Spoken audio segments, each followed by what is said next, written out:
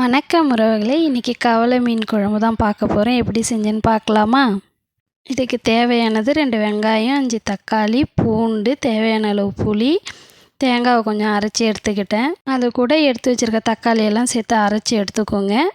அப்புறம் தேவையான அளவு எண்ணெய் விட்டு வெந்தயம் 1 ஸ்பூனு, ஜீரகம் 1/2 ஸ்பூன் போட்டு தாளிச்சிக்கோங்க. ஒரு கைப்பிடி பூண்டு, 2 வெங்காயம் கட் பண்ணி வச்சுருந்தேன் இல்லையா, அதை போட்டு நல்லா வதக்கிக்கோங்க.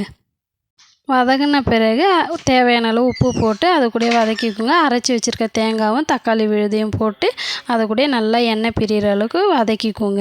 முதே கருவேப்பிலையும் போட்டு நல்லா கிண்டி விடுங்க. நல்லா வாசனையாக இருக்கும். 4 பச்சை மிளகாய் கீரி போட்டுக்கோங்க.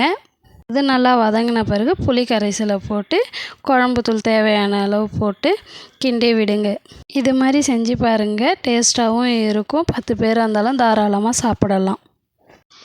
இது கவலை மீன் உடம்புக்கு நல்லதுன்றனால நான் சிம்பாவுக்கு வாங்கின்னு வரும்போதெல்லாம் எங்களுக்கும் சேர்த்து குழம்பு மட்டும் வச்சுக்குவேன். இது மாதிரி கொதி வந்து எண்ணெய் பிரிஞ்சு வரும்போது தேவையான அளவு தண்ணி ஊற்றி மூடி விட்டுருங்க. குழம்பு நல்லா கொதித்து ஏடை படிஞ்சு வந்த பிறகு மீனை போட்டு சிம்மில் வச்சு மூடி விடுங்க. அதுக்கப்புறம் எடுத்து பார்த்தீங்கன்னா குழம்பு அட்டகாசமாக இருக்கும், டேஸ்ட்டாகவும் இருக்கும். பிடிச்சிருந்தால் லைக் பண்ணுங்கள், ஷேர் பண்ணுங்கள், சப்ஸ்கிரைப் பண்ணுங்கள், ஸ்கிப் பண்ணாமல் ஃபாலோ பண்ணுங்கள். நன்றி உறவுகளே.